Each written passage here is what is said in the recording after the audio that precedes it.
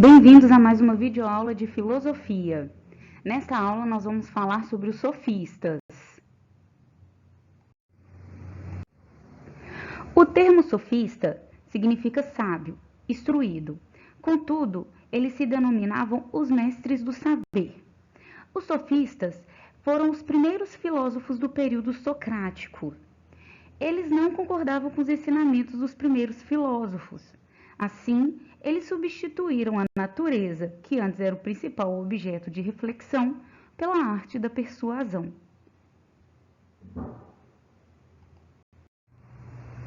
Os sofistas ensinavam técnicas que auxiliavam as pessoas a defenderem o seu pensamento particular. Dessa forma, conseguiam seus espaços na sociedade ateniense. Ensinavam também a arte da retórica, que é a arte de falar bem em público.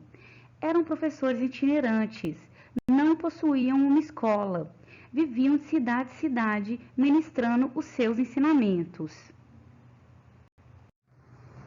A característica base da cultura e do pensamento grego no século V e IV a.C. foi o humanismo. Foi a preocupação com a valorização do homem. Os filósofos, eles vão deixar de estudar aqueles filósofos pré-socráticos que acreditavam na natureza e vão começar a estudar os homens, a valorização do homem, a sua moralidade, sua sabedoria e os direitos. A filosofia grega passou a se preocupar fundamentalmente com o homem. É o caso, por exemplo, dos sofistas e de Sócrates.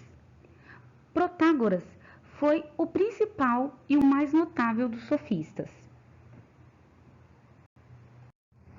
Uma das causas para essas mudanças de pensamento foi a vitória grega sobre os persas, que demonstrou que um grupo menor, mas composto de pessoas cultas e instruídas, poderia derrotar um exército enorme e desorganizado, constituído de bárbaros. Outra causa foi o contato com os povos, costumes e culturas, contato com outros povos, outros costumes e outras culturas. A democracia ateniense, onde cada cidadão também poderia tentar um cargo público. Com esse objetivo, as pessoas buscavam desenvolver suas personalidades e virtudes através da cultura e da educação.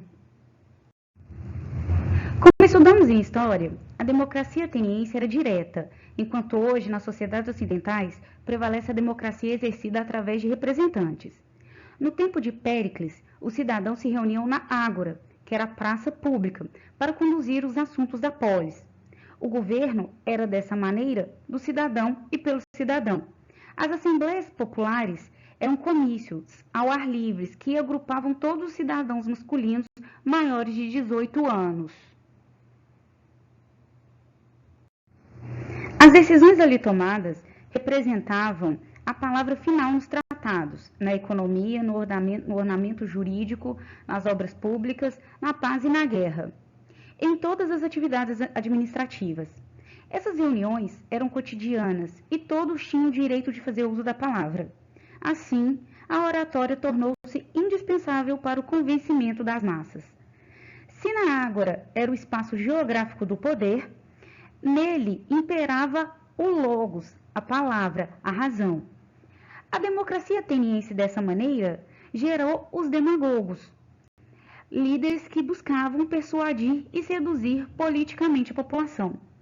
Os demagogos tinham como mestre os sofistas, os primeiros professores pagos na história da humanidade. Eles instruíam os jovens na arte de governar. O caminho era pela oratória.